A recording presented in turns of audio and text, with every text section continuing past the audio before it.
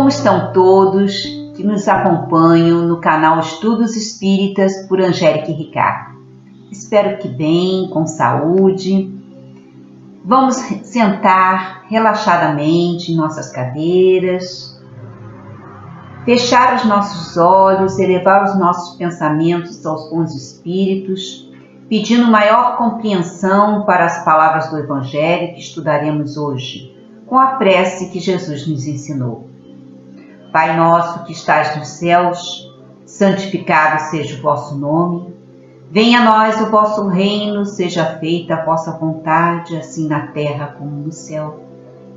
O pão nosso de cada dia dai-nos hoje. Perdoai as nossas ofensas, assim como perdoarmos a quem nos tem ofendido.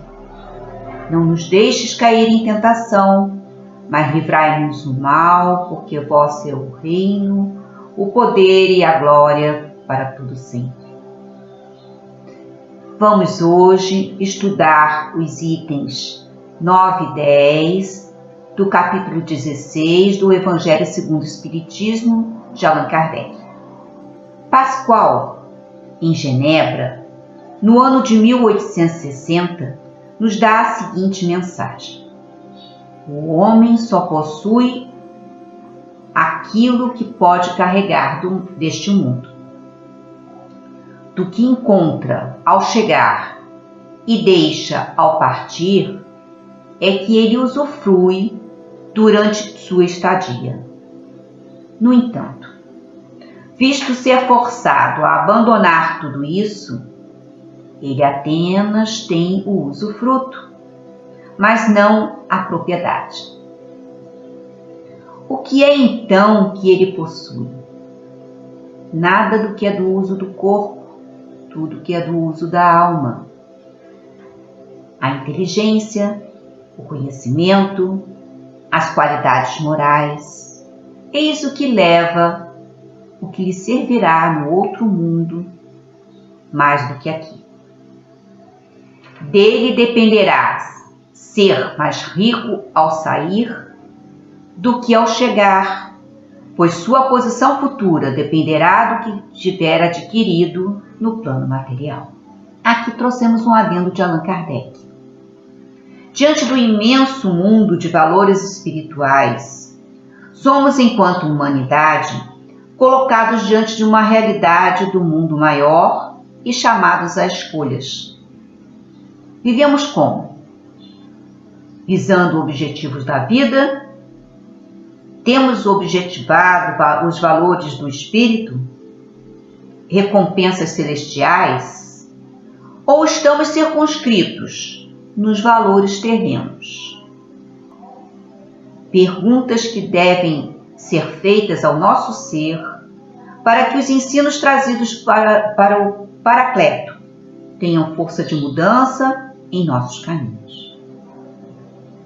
Do site do Portal do Espírito, extraímos o seguinte trecho: a ninguém caberá dizer que uma coisa lhe pertence quando lhe pode ser retirada sem o seu consentimento. Essa frase foi de François Nicolas Madeleine, cardeal de Morlaix. O cardeal de Morlaix ainda acrescentou: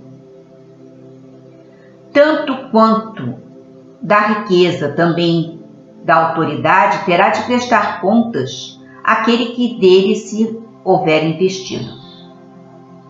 Não julgueis que lhe será conferida para lhe proporcionar o prazer de mandar, e nem ela é propriedade particular. Deus, aliás, lhes prova constantemente que não é nem uma coisa nem outra, pois que deles a retira quando lhe apraz. Se fosse um privilégio inerente à sua personalidade, seria inalienável.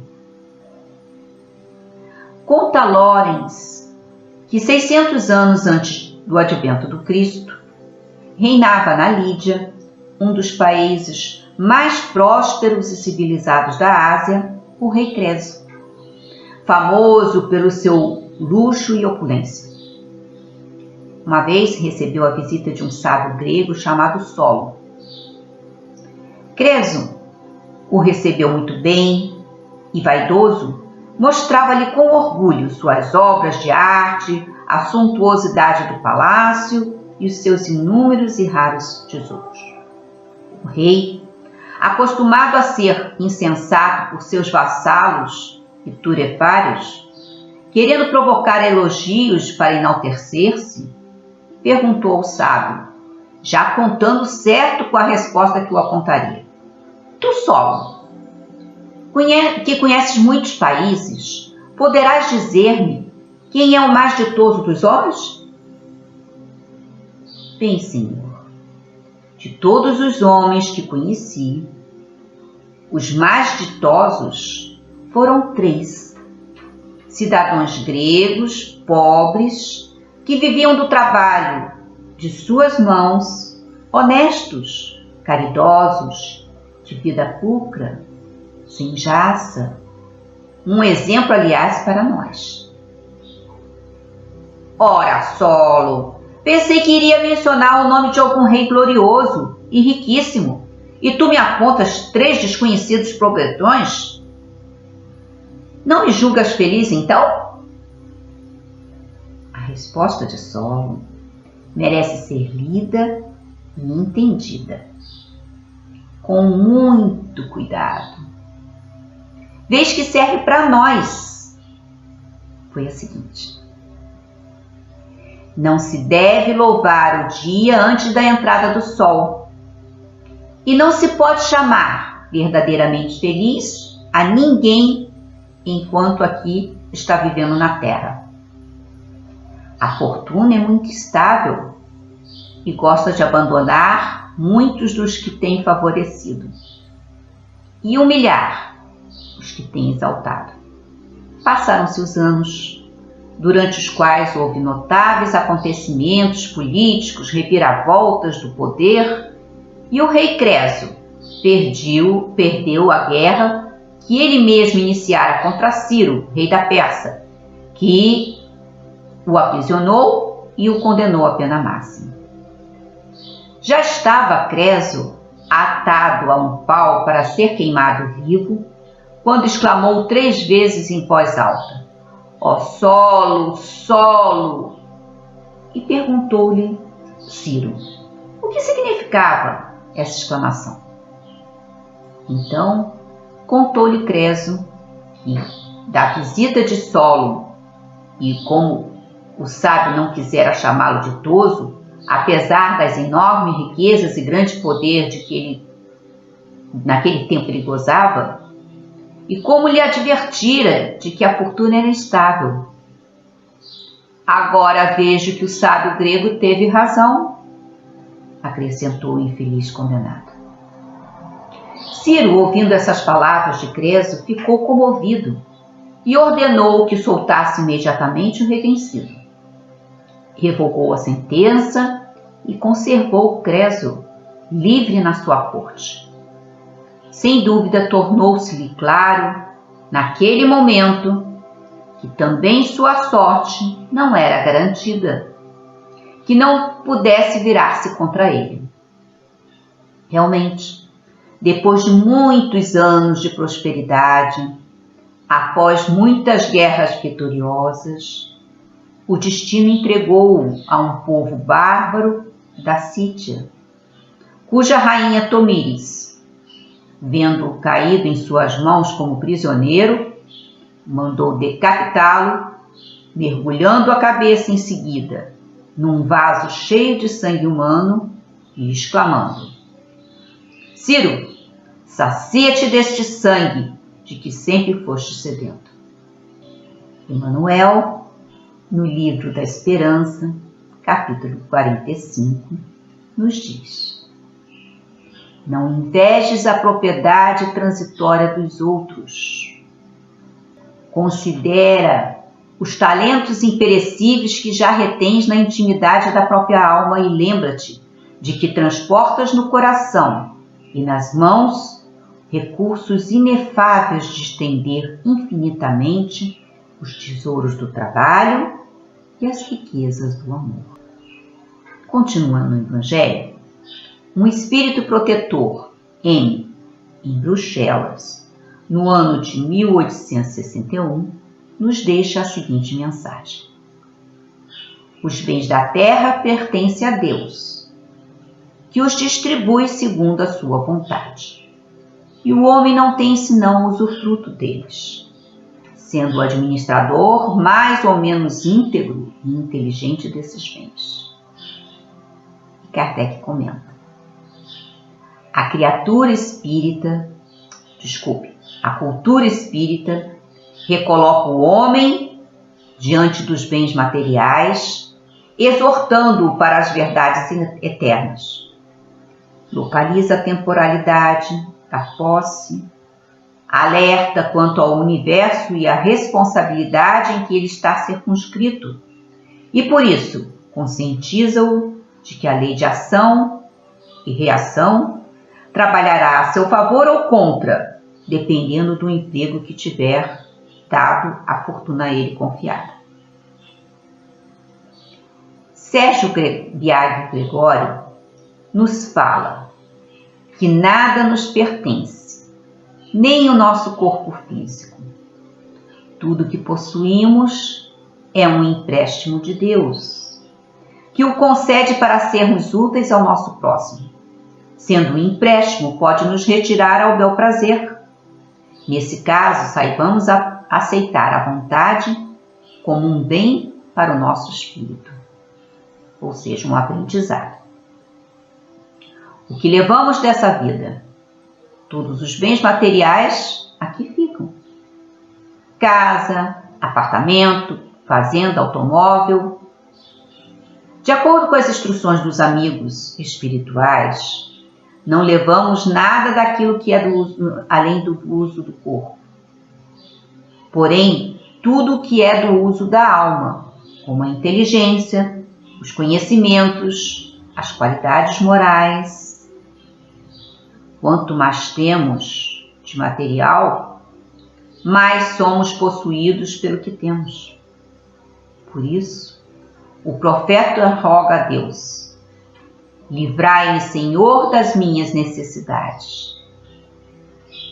Uma advertência sempre útil é, vez ou outra, darmos uma olhada no nosso guarda-roupa, em nossa biblioteca, em nossos alimentos, no sentido de pormos em movimento o que não será usado por nós.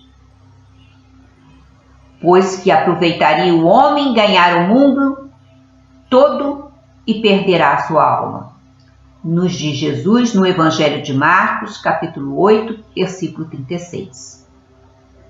O Espírito de Emmanuel, comentando a passagem, nos diz: o apego ao supérfluo é a introdução à loucura. Juntar abusivamente é motivo de aflição e inutilidade. Alimentos guardados, valores a caminho de podridão. Roupas em desuso, asilo de taças. Demasiados recursos amoedados, tentação para os descendentes. Em outras palavras, quando nos agarramos ao efêmero, ao transitório, estamos no campo da ilusão. Nesse caso, convém analisarmos todo o material que na pontuamos. Fomos ao Livro dos Espíritos nas seguintes questões.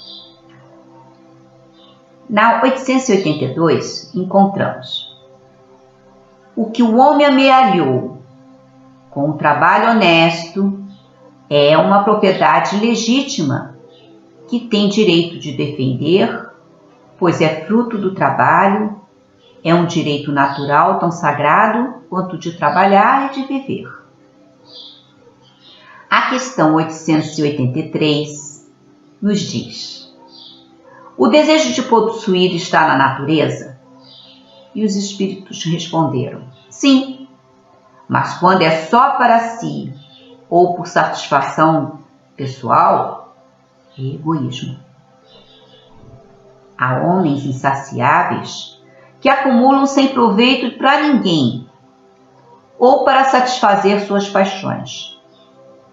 Crês que isso seja bem visto por Deus? Aquele, ao contrário, que ajunta pelo trabalho, com vistas a ajudar seus semelhantes, pratica a lei do amor e da caridade, e seu trabalho, então, é bendito por Deus. Da questão 884, tiramos o comentário.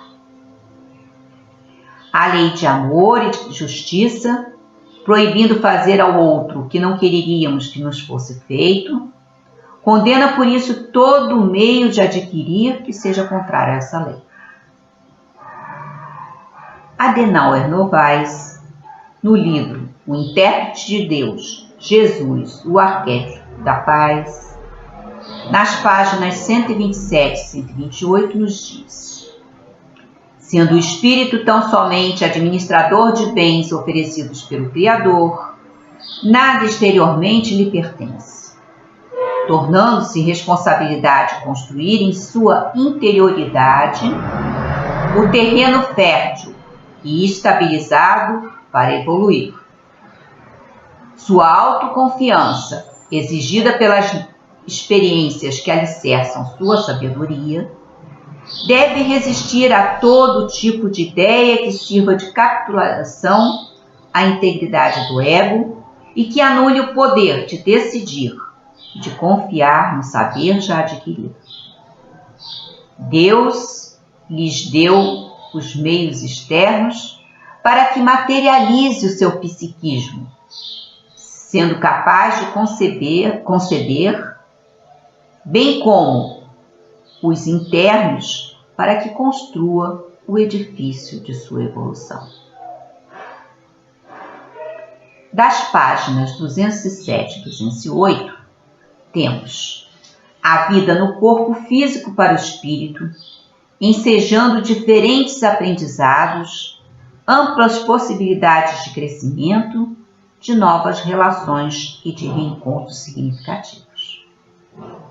Em cada ciclo de vida, no corpo, necessariamente marcarão sua passagem, fixando em seu ser a trajetória executada e os momentos mais importantes que afetarão sua alma.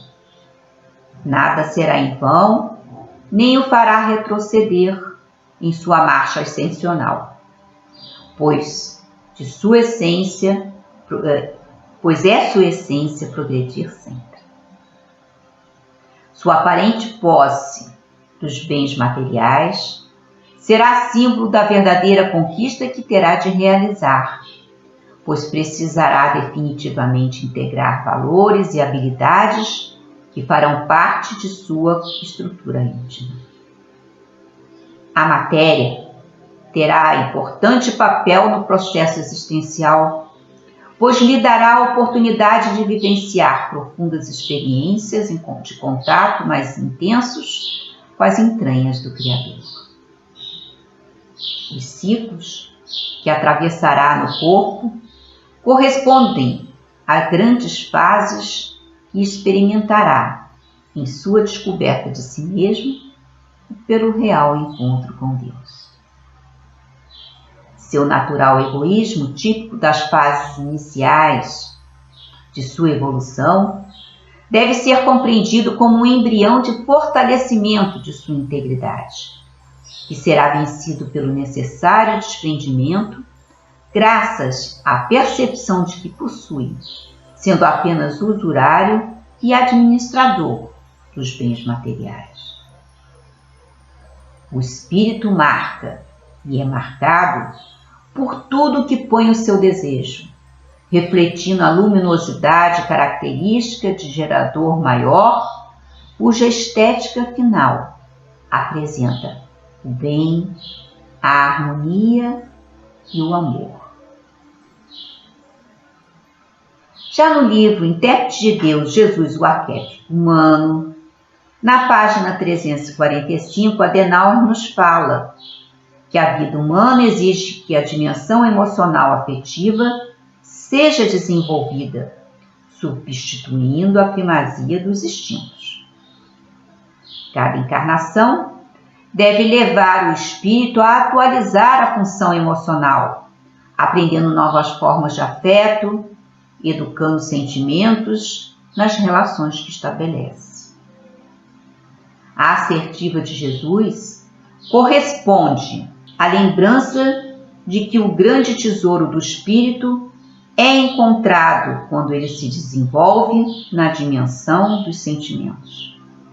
De um lado, a razão deve levá-lo ao desenvolvimento da lógica, que o permite explicar o mundo. Do outro, a educação emocional deve conduzi-lo à competência de sentir o amor. A razão, sua primeira aquisição para a entrada na dimensão humana, não é suficiente para levá-lo à perfeição. É necessário que ele desenvolva a sua capacidade de sentir para poder amar a si mesmo, ao seu semelhante e a Deus. Se a lógica o introduz no rol dos seres humanos, a capacidade de amar o eleva à condição daqueles que reconhecem a divindade em si mesmo. Repensar a vida pela ótica do coração é também valorizar as experiências vividas pelo prisma do coração, em que a razão não reconhece direito. A lógica o leva a pensar, conduzir seu raciocínio para um objetivo definido. O coração permite deixar-se penetrar pelas sutis conexões com o divino. O tesouro do coração é a aquisição da capacidade de sentir a vida como um grande presente de Deus. Agora, vamos vibrar para que o nosso planeta se torne um mundo melhor, em que reine a paz, o amor e a harmonia. Vamos vibrar para que nos tornemos mais fraternos e caridosos e amorosos. Vamos vibrar pelos hospitais, pelos presídios, pelos abrigos, pelos locais onde existam guerras, injustiças, fome, onde a maldade impera. Vamos vibrar para o nosso país, para a nossa comunidade, para os nossos amigos, parentes e para aqueles que por algum motivo não gostam de nós. Vamos vibrar pelos vários segmentos religiosos, pelas casas espíritas, pela nossa casa espírita. Vamos vibrar, vamos pedir licença para vibrar por nós mesmos e deixar uma vibração para onde ela se faz mais necessária. Quero agradecer aos bons espíritos que nos proporcionaram o estudo de hoje.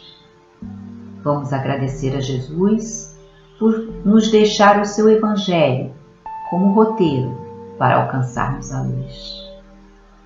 Vamos agradecer ao Criador, que tudo providencia para a nossa evolução e crescimento espiritual. Quero agradecer a você que nos acompanha nesses estudos, desejando muita paz.